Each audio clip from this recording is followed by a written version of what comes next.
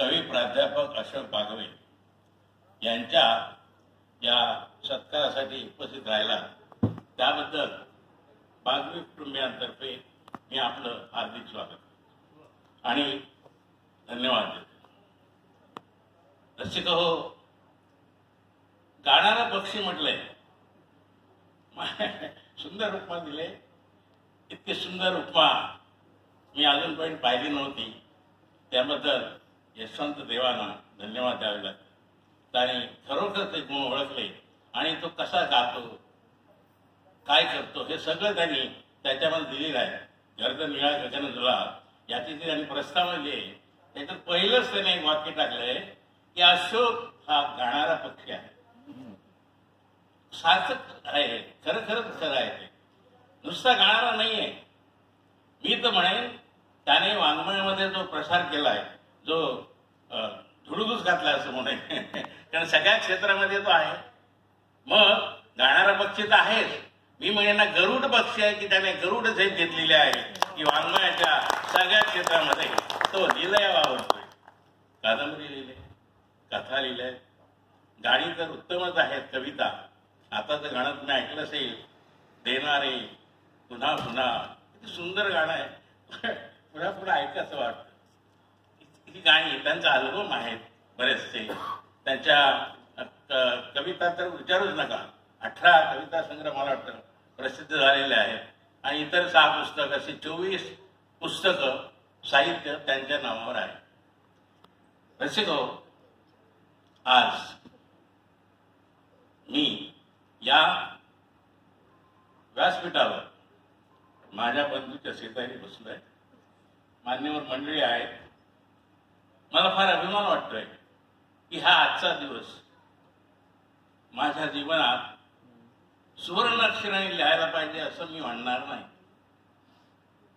कारण आपण सामान्य माणसं, सोनं आणायचं बाजारात सोन्याचे भाव वाढले ते ऐकूनच चक्कर येते.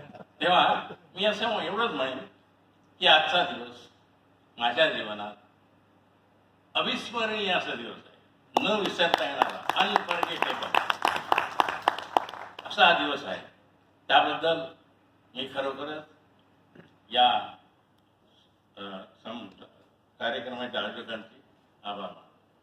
दुसरं असं आहे, या माझ्या गाणाऱ्या भावाने 2013 साली माझे जे कथासंग्रह प्रसिद्ध झाला इतिश्री म्हणून, त्यानंतर 2015ला एक कादंबरी प्रसिद्ध झाली मानाचा माना.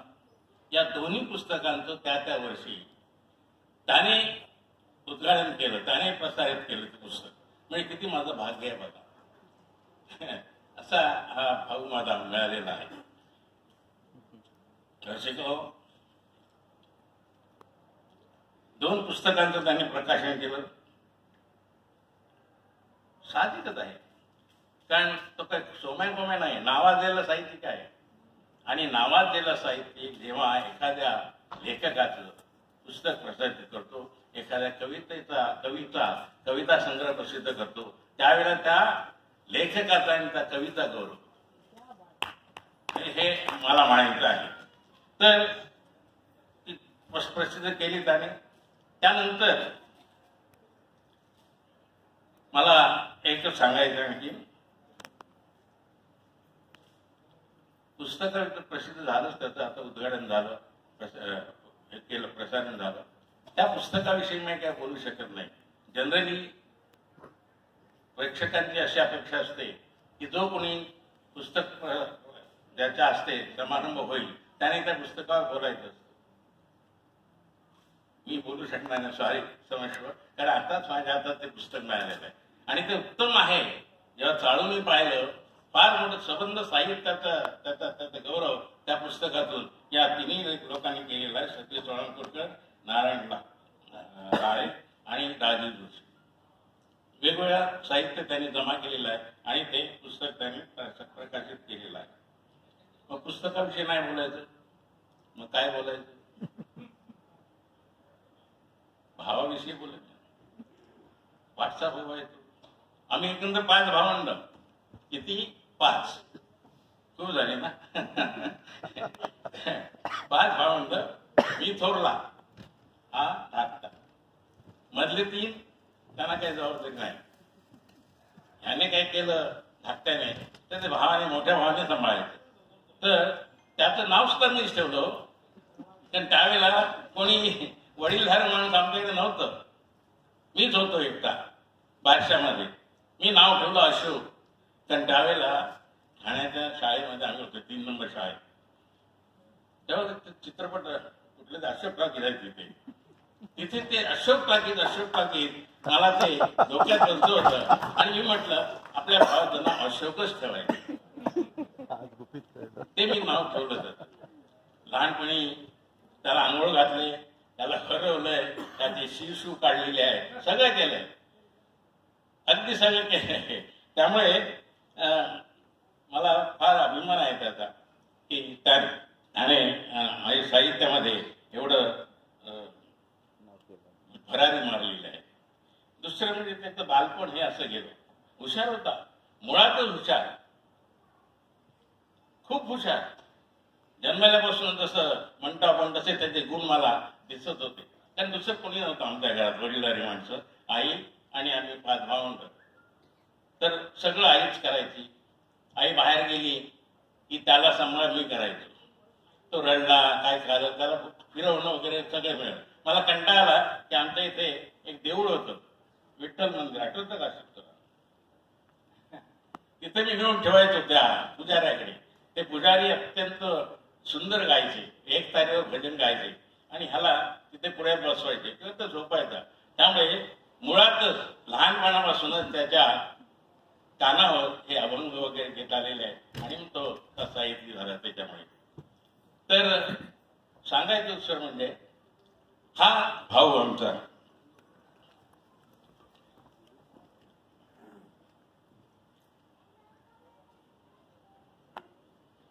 आईचं अत्यंत लहान मूल जे शेवट असतं तेच लाडकं असतं. तर आईची लाड करायची, मी पण करायचो, सगळं काय करायचं. आणि म्हणूनच मला वाटतं त्या माझ्या उपकाराचे उपकार असले, माझं कर्तव्य होतं ते एक परतफेड म्हणून त्याने 1981 साली त्याची पहिली कादंबरी जी प्रसिद्ध झाली, नाही आलम, सॉरी कादंबरी नाही, कविता संग्रह आलम, तो प्रसिद्ध झाला. त्याच्यात अर्पण पत्रिकेत त्यांनी म्हटलंय की प्रिय दादा, लहानपणी तू माझी जी चिरगुट धुतलीस, काय सुंदर शब्द वापरला, चिरगुट धुतलीस त्यातच तुला आहे. फार सुंदर, मला आवडलं ते.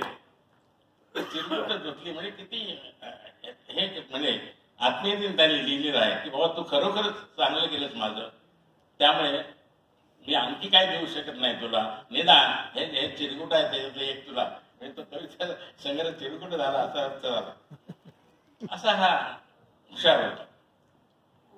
पहिलीतला मी त्याला म्युन्सिपालिटी शाळेत घातला. पहिली ते चौथी म्युन्सिपालिटी शाळेत शिकला. तिथं सुद्धा त्या प्रगती पुस्तकावर आम्हाला कळायचं की हा हुशार आहे, मार्क्स चांगले मिळतोय, कॉपी करतो किंवा. रमेश दुबाई म्हणून होता जो आमच्या कॉलनीत राहायचा, त्याचा मित्र, बरोबर. तो एक वर्ष पुढे होता, हा 1 वर्ष मागे त्याच्या. हे दोघांची इतकी जोडी होती. हे दोघेही हुशार बरं का आमच्या कॉलनीत. आमच्या कॉलनीत रेल्वे कॉलेज होती, मोठी होती कॉलनी, सुंदर हे होतं, सराउंडिंग होतं, भरपूर जागा होती. तिथे आम्ही दरवर्षी गणेशोत्सव साजरा करायचो.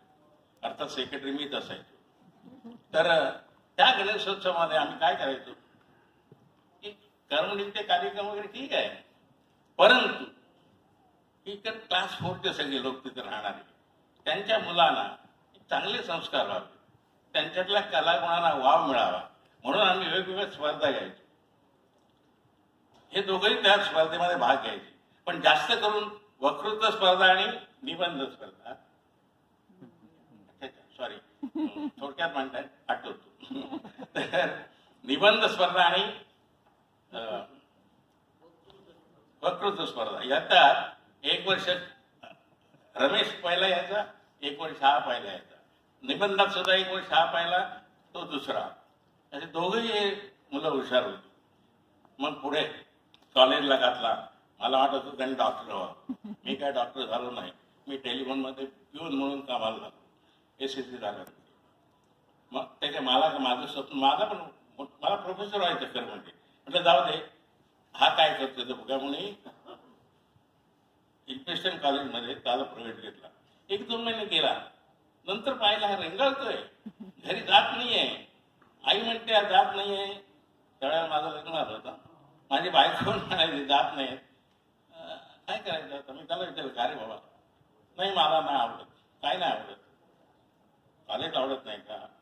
नाही, कॉलेज नाहीच आवडत, पण मला तो कोर्सच नको. मला सायन्स नको आहे. मला आर्ट्सला जायचं. बरं, ठीक आहे, आर्ट्सला जाऊ दे. गेली फी तर गेली फुकट. पण तू एक काम कर. त्यावेळेला तो त्याच्यात काय कविता रस मिळत नाही बघ. जेव्हा कवी एखादा गातो आणि त्यावेळेला ती कविता उलगडत जाते प्रेक्षकांना आणि ती आवडते. म्हणूनच तो कविता नेहमी गाऊन दाखवतो. तर असा भाऊ पुढे काही बोलायचं होतं बरं, पण आता नको. इकडून म्हणतात बाद झालं, खूप झालं, एवढा त्याचा गौरव खूप झाला. तर आणि प्रोफेसर शेवटी तो झाला होता. प्रोफेसर झाला हुशारीने. मला खरं म्हणजे मला प्रोफेसर व्हायचं, मी होऊ शकलो नाही. मी आपल्या रुपारेल कॉलेजमध्ये शिकून मॉर्निंगला BA केलं. पण मला ती त्याच्यासाठी आज होती ना शिकवायची, ती का मला स्वस्त बसू दे. मग मी BEd केलं. नोकरी करता करता मी BEd केलं. BA झालं मी. क्लास मिळाला नाही, त्यामुळे प्रोफेसरचं स्वप्न गेलं. MA ला जाऊ शकलो नाही. चला म्हटलं BEd तरी करूया. BEd केलं आणि मी रात्र शाळेमध्ये 2019